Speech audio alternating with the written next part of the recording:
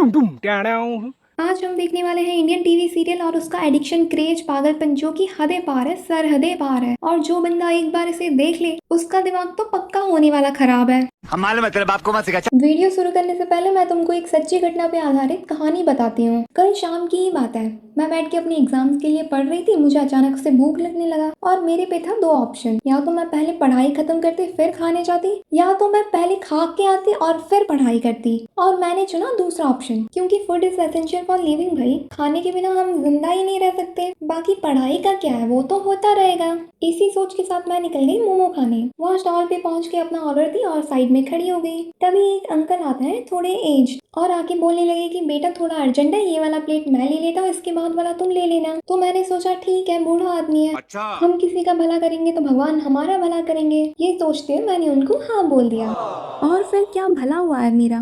क्यों? क्या हुई? वो अंकल मोमो वाले भैया को बोलने लगे कि बेटा ये वाला प्लेट मेरे लिए पार्सल लगा दो, वरना मेरा सास भी कभी बहू थी सीरियल शुरू हो जाएगा। ये क्या बात करता है यार? और वहाँ पे मेरा दिमाग सनका। लेकिन तू कर भी क्या सकता है यार? तू कुछ नहीं कर सकता। मैं कुछ नहीं कर सकता, मैं कुछ नहीं कर सकता। अब मैं बताता हूँ मैं क्या कर सकता हूँ। मैं ना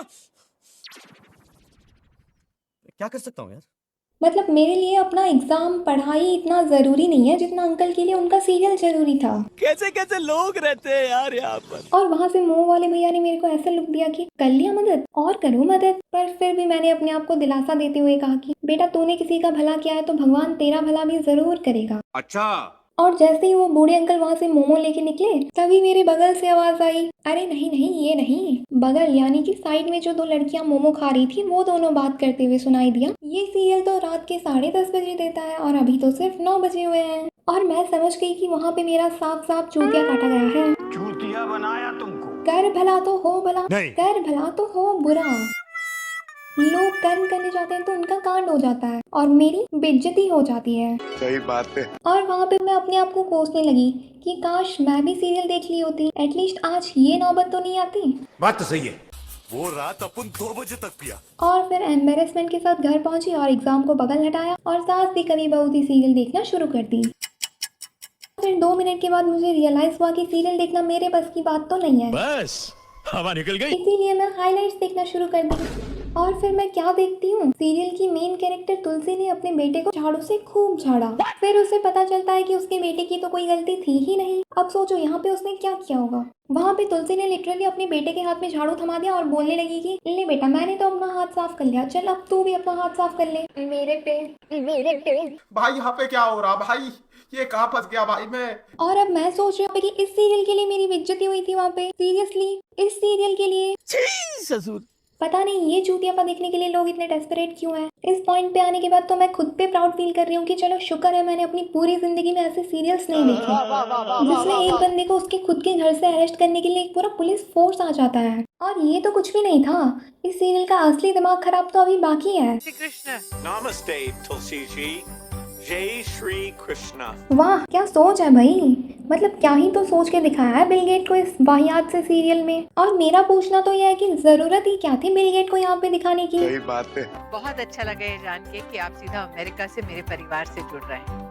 यार कोई बताओ एकता कपूर को कि बिल गेट कौन है, one of the richest man of one time. इसके बारे में हम तब से सुनते आ रहे हैं जब हम अंडे से भी बाहर नहीं निकले थे।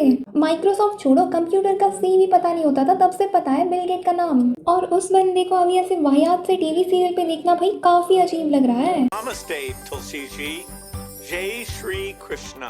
मैं बता रही हूँ तुमको, पक्का किसी ने बिल गेट पे काला जादू किया है, या तो ये एआई है, क्योंकि आजकल एकता कपूर के सीरियल में एआई जनरेटेड सीन्स देखना कोई बड़ी बात तो है नहीं। अब तुम नागिन को ही देख लो।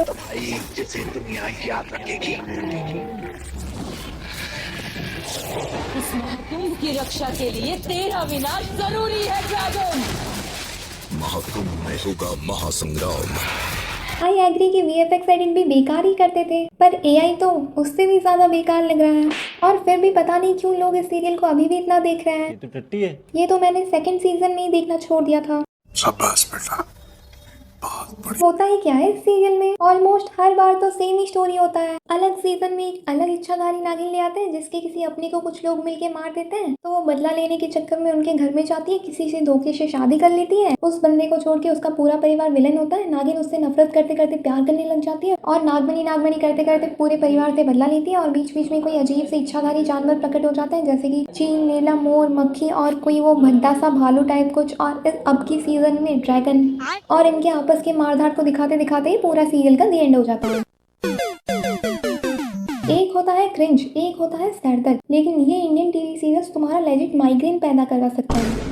इसीलिए अगर तुम अपने दिमाग की सलामती चाहते हो तो मैं तो तुम्हें सजेस्ट करूंगी कि तुम इंडियन टीवी सीरियल से तो दूर ही रहो और मेरे वीडियो को लाइक करके चैनल को सब्सक्राइब कर दो। शाबाश बेटा, बहुत बढ़िया। तुम्हारा पता नहीं, लेकिन मेरा दिमाग खराब हो जाए उससे पहले मैं टीवी सीरियल, उसकी बातें और इस वीडियो को यहीं पे समाप्त करती हूँ। मिलते हैं अगली वीडियो में। Thanks for watching.